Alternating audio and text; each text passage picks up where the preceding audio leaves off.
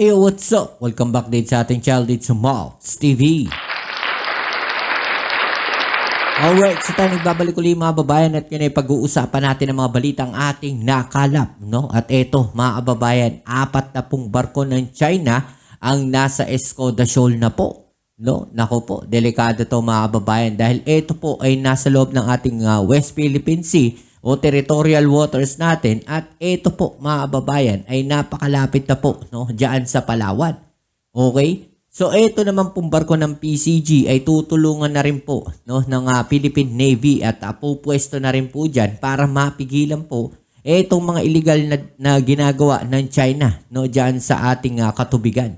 Okay, yan ang mga balitang ating aalamin at pag-uusapan ngayon. Pero syempre bago ang lahat kay aking inimbitahan, paki-subscribe ang ating channel at paki-like naman po ang ating video ngayon at paabutin natin to ng mga 1,000 na likes mga kababayan. Alright? At huwag na natin patagalin, umpisa na natin to. Let's go. Bukod po sa Panatag Shoal, pinostehan na rin ng 40 barko ng China ang Escoda Shoal. Kaya nagdagdag na rin ang puwersa ang Pilipinas doon. Ang halaga ng lugar sa gitna ng agawan ng teritoryo sa pagtutok ni Jonathan Andal. Ang nakababahalang nadiskubre malapit sa Escoda Shoal, mga durog-durog na coral na pinaniniwala ang simula ng paggawa ng China ng artificial island. At ang umano'y Chinese divers na galing sa 3 research vessels na ito ng China na tila sinusuri na ang partenyo ng dagat. Okay, so eto mga kababayan, no, ang nagiging problema natin dito, no, nakikita ko, hindi natin gaanong namo-monitor o talagang namo-monitor, no? Etong ating territorial waters. Okay? Nakakapasok itong mga barko na to ng China na illegal po dyan. Okay, so, i-ano na natin yon, no? Tanggalin na natin sa picture. Dahil alam naman natin, konti lang yung barko ng Pilipinas. Okay, at eto ngayon, ang matindi rito mga kababayan. May mga Chinese divers po, no, na nandiyan dyan sa Escoda Shoal. Anong ginagawa nila dyan mga kababayan? No? Sigurado, meron na naman silang illegal na aktibidades diyan po sa Escoda Shoal. No, at sinasabi nga nila, mga kababayan, no, merong mga patay na corals din diyan sa Escoda Shoal. No, at eto, no, mukhang pinaplano na naman ng China, no, na mag-reclaim na naman ng isla ng Pilipinas, no? At kapag yan po ay na-reclaim nila mga kababayan at nakagawa na naman sila ng artificial island po dyan, no, napakadelikado po niyan para sa atin. Pwede silang magtayo ng kanilang military base at po pwede nilang bantayan, no? 24 hours yung teritoryo na yan at po pwede na nilang palubugin ang BRP Sierra Madre dahil napalibutan na nila to. Mga kababayan, maalala natin, meron na pong halos 7 na po ata, no, yung kanilang artificial island at mga military bases, no, na dyan po malapit sa atin. Yan po ay mga nireclaim nila. No, yung mga isla na hindi po pwedeng galawin ay tinambakan nila at ginawa nilang teritoryo nila. No, gumawa sila ng mga artificial island nila para masabing kanila yung teritoryo na yan. Para masabing kanila yung lugar na yan. No? Makikita natin dito yung mga illegal na ginagawa ng China. Bawal na bawal po yan sa international law. Diba? So, illegal po yung kanilang ginagawa dito at delikado po yung kanilang ginagawa dito para po, no, sa seguridad ng bansa. Okay? Hindi na lang po para dyan sa karagatan na yan para po sa seguridad natin dahil napakalapit na po nila sa atin. Okay? So, ito, inuunti-unti tayong kainin ng China, mga kababayan. Kung hindi tayo kikilos, no, mawawala tayo. Grabe ang mangyayari, mga kababayan. Etong mga pro-China na to, ewan ko. No, hindi pa rin ba nila nakikita yan? No, netong mga pro-China na to, na unti-unti nang kinakain ng China, etong Pilipinas. Ipagtanggol nyo pa, no? Ipagtanggol nyo pa yung China. Ipagtanggol nyo pa yung mga ginagawa ng China na yan at palang araw, wala na pong Pilipinas. Wala nang pagmamayari ang Pilipinas dyan sa West Philippine Sea. Wala nang West Philippine Sea. No? Mawawala na yan. Pag-aari na nila yan.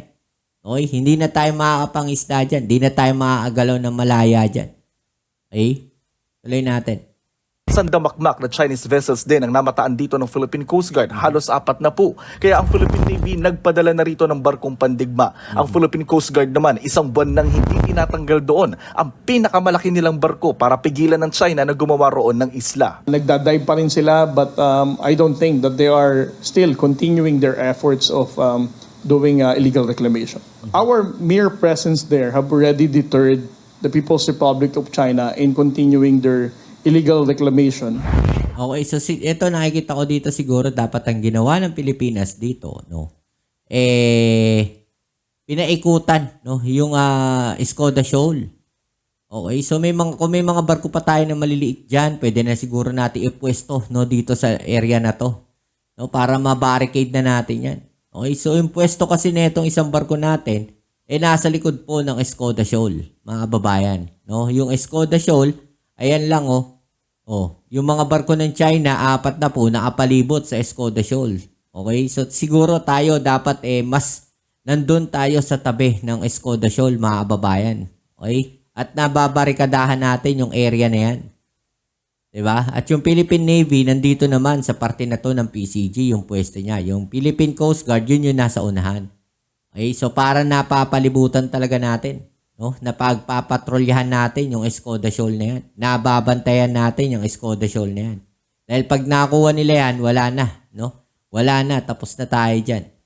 Presence there have already deterred the People's Republic of China in continuing their illegal reclamation. Okay, so sinasabi dito mga babayan na sa ginawa natin na yon, no, napigilan natin yung illegal na gagawin ng China. No? Yung posibleng illegal na gagawin ng China diyan po sa Escoda Shoal. Okay, pero mas mapipigilan natin yan kung nandun tayo sa unahan ng Escoda Shoal. Okay, so para doon pa lang nahaharang na natin sila. Di ba? Ang Escoda Shoal ay 75 nautical miles mula sa baybayin ng Palawan at nasa loob ng exclusive economic zone ng Pilipinas. Lapit na. Right now, it is the flashpoint because yun nga, doon natin nakita yung China na mag-uumpisa na mag-dredge, no? Mag-create ng artificial islands. Yo. Ayon kay dating Supreme Court Associate Justice Antonio Carpio, malaki ang epekto sa Pilipinas kung magtatagumpay ang China na Ayan, no? Malaki daw ang epekto nito sa Pilipinas kung magtatagumpay ang China, no? Sa paggawa ng mga artificial island diyan sa Escoda. Mga kababayan, di ba? Makikita natin, no, na talagang unti-unti na tayong kinakain ng China. Okay, so alamin natin, no, ano nga ba malaking epekto nito, no, dito sa bansa natin. tayo ng artificial island doon.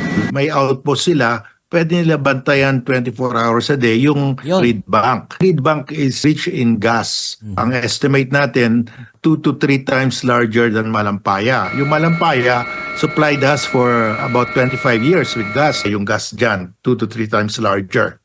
So it could even last up to 75 years. Malapit Okay, so yan mga kababayan, no? Isa yan sa dahilan bakit gusto nilang makuha yung Escoda. No, gusto nilang sila lang ang makinabang po dyan. Diba? Gusto nilang pakinabangan yung natural resources na pwedeng makuha ng Pilipinas dyan. No? So, hindi lang po teritoryo yung ninakaw sa atin. Dyan po sa lugar na yan. No? Sa loob ng exclusive economic zone natin, hindi lang po yan ang ninakaw sa atin. Maging yung mga natural resources na makukuha dyan ay ninakaw din sa atin ng China. Yan din po yung nanakawin ng China sa atin. Okay? At hindi lang yun mga kababayan, pati yung mga natural gases dyan. Yung mga langis na yan. No? Yan din po. No? Pag nakuha nila yung lugar na yan, yan din po ay kasama sa kanilang mananakaw sa Pilipinas. Diba? Tandaan ninyo, yan ay inaward sa Pilipinas. Binigay yan sa Pilipinas. Diba? Tayo ang may karapatan, no, na magsagawa ng mga ganyang research dyan. Pero bakit nandiyan sila? Dahil sa mga nakaraang administrasyon, no, pinayagan nila. Diba? Hinayaan nila yan China na gumawa ng mga ganyang bagay dyan. Diba? So, hindi kasalanan ng sambayan ng Pilipino yan. Kasalanan yan ng mga nakaraang administrasyon. Pinabayaan nila yung West Philippine Sea. Pinabayaan nila yung exclusive economic zone ng Pilipinas.